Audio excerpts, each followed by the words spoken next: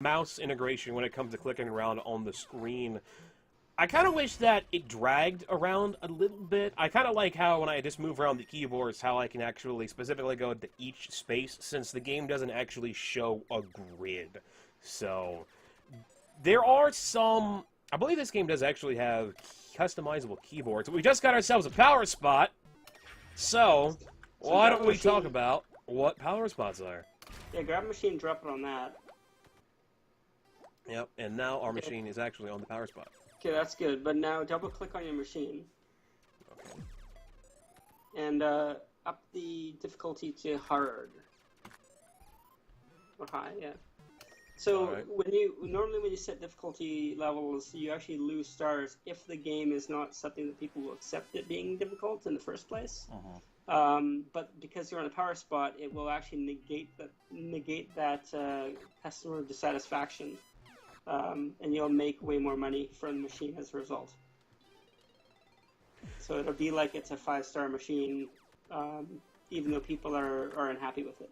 Alright, because I'm seeing my popularity is going up right now, and this is something that I really struggled with when I was playing the game before. It seemed to be that any time that I messed with the price or the difficulty, people weren't happy. If I made the game more expensive, they weren't happy. If I made the game cheaper, they weren't happy. If I changed the difficulty, they weren't happy. Nothing I could really do outside of having it 25 cents at medium would really make people not absolutely hate the game. Yeah, it's completely dependent on the machine. It's like, I kind of say, it's inventory in an RPG. You don't know what it does until you try it. So you have to actually experiment with all the different machines to try and find what their ideal settings are. And there are, I think it's a couple of dozen machines that are great set on high. And there are a number of them that will accept 50 cents without a problem. Nothing in the game, I think, supports $1. And it's really, yeah. And setting stuff on easy, normally people like it. And it actually helps with really old machines. But typically anything new, you don't need it. You just keep it on medium. From what I played, though, it seemed like the only thing that anybody didn't have an issue paying $1 for was the vending machine. Yeah, that could be true. I know 50 cents is no problem. I haven't looked at the spreadsheet in a long time. Yeah, unfortunately, you can't set the difficulty of the vending machine, darn it. I wanted to make it harder to vend the machine. Yeah. Alright, so it seems like one of my machines actually has its box full. So one of the main mechanics about Arcadecraft is you have to constantly be emptying the coin box of all of your arcade machines just to help give you something to do in between while you're waiting for more money to happen. Yeah, it was we actually had the game 3 months out from being done, and we never had that, and the game was actually incredibly boring without being able to actually interact with the machines that way. As soon as we added that, it made the game a lot more fun, and it gave the players something to do all the time. Even if there was nothing to do at the moment, they'd still go over, they'd click on their machines, they'd get a little bit of money from them. So it always felt like you were growing and building. So it's just one of those small game design things we did that just made the game way better as a result. Now this is interesting. The last time I played this game, I never got a pinball machine unlocked. But the first unlock that I got, because every month you get a new machine unlocked that you can buy. But the first thing that I got for the first month was a pinball machine. So is it actually random as to what machines get unlocked when? It's random to the year that you're on. So if you're on 1980, there's a certain amount of 1980 machines that exist. And what we do is we just jostle all of those machines. So they all, when you start your game, it says, okay, 1980, we'll take, whatever machines come out that year, and then we'll randomly create them from the beginning of the year to the end of the year. So you'll never find a 1981 machine appear in 1980.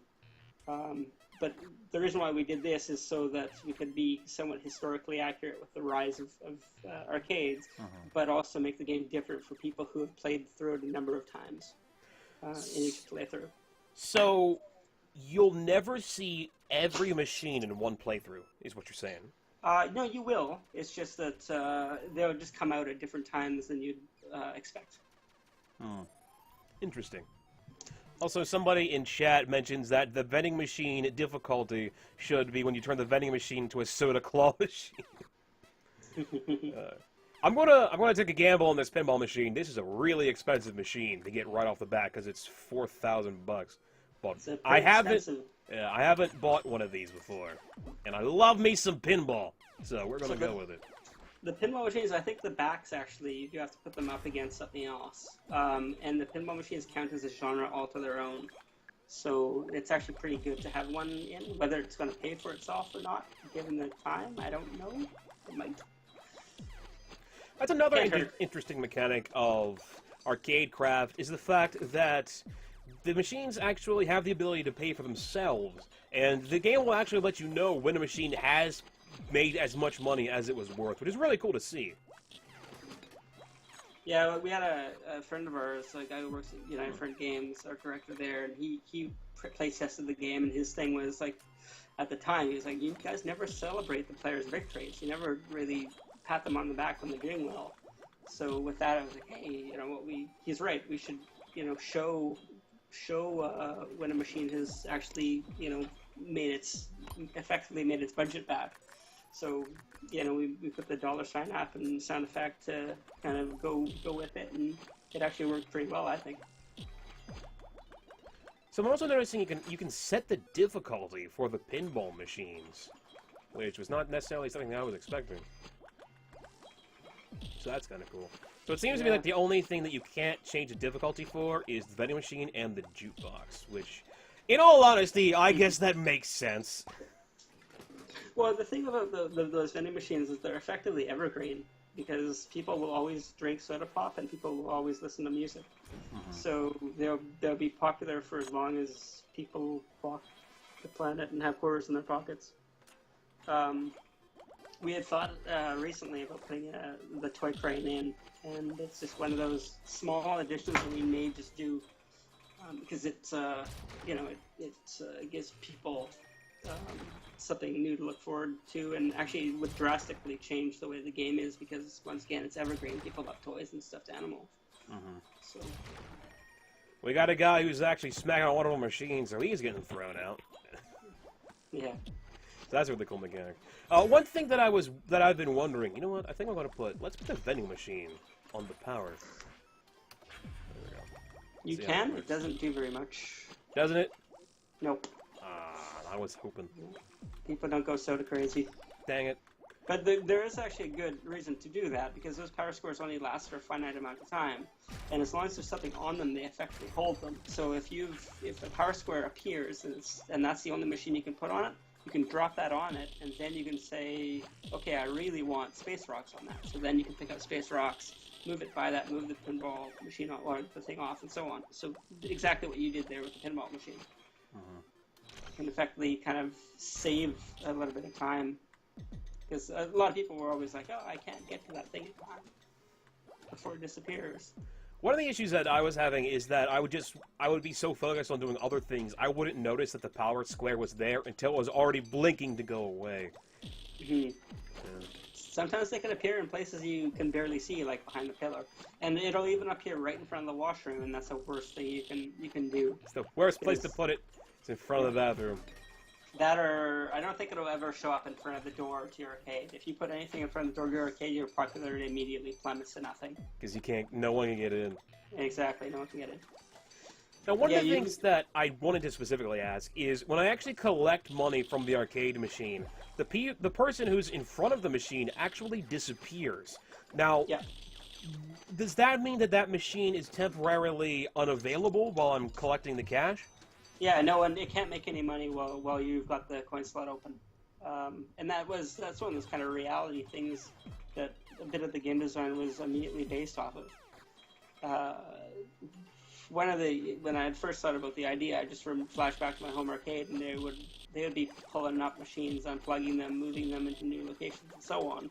And thinking about that, those machines weren't making any money while they were doing that. So that was part of the design of if it's broken or if it's unplugged, it's not making any money. And time is money.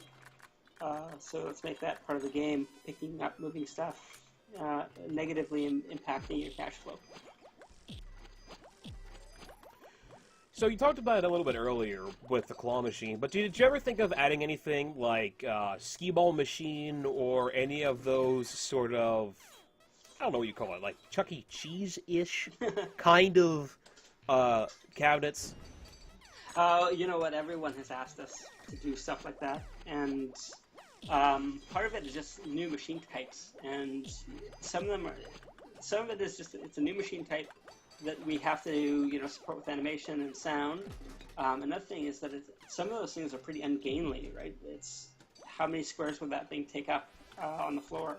Even we had thought about doing something like a gauntlet arcade machine that's 4 players, and then I haven't been able to actually figure out the design of the machine that wouldn't take up two full squares. Or maybe it does take up 2 full squares, and then the machine looks ridiculously wide as a result. Mm-hmm. So it all comes down to size and this kind of the grid-based design of the game. But the thing with a game like this is every idea, you get tons of ideas from people, and they're all excellent ideas. But these games actually kind of design themselves if you think about it. Like I've said to other people before, you could make a gas station tycoon game, and it's about filling your gas station with, bags of chips and Coca-Cola and so on and so forth, and, cigarettes from behind the counter and stopping people from robbing it and buying security systems and so on. And these games can just effectively design themselves. As soon as you start making one, you come with thousands of ideas that could easily drop into them.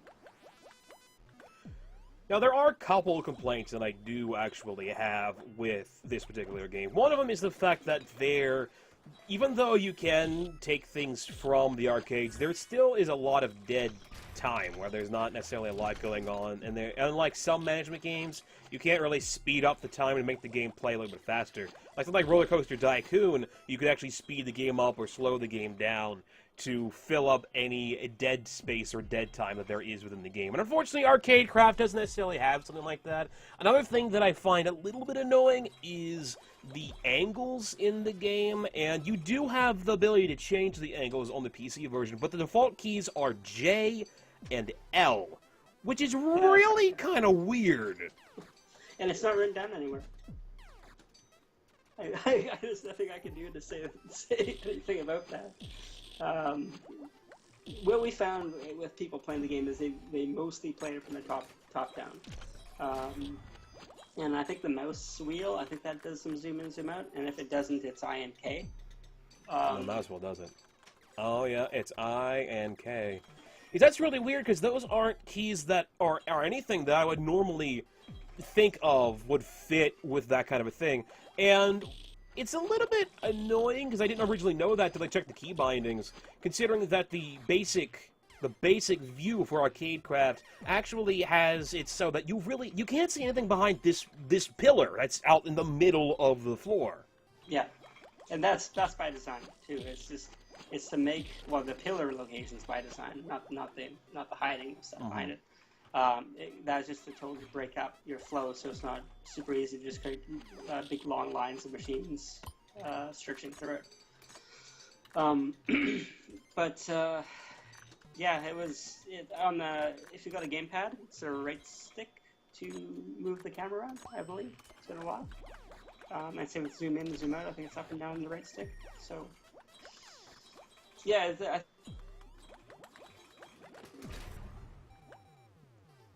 Hello? Hello? Are you still there? Oh, hold on a second. Are you there? Sorry, you still there? I'm here. Are you back? Okay, good. My wife's phone. Sorry.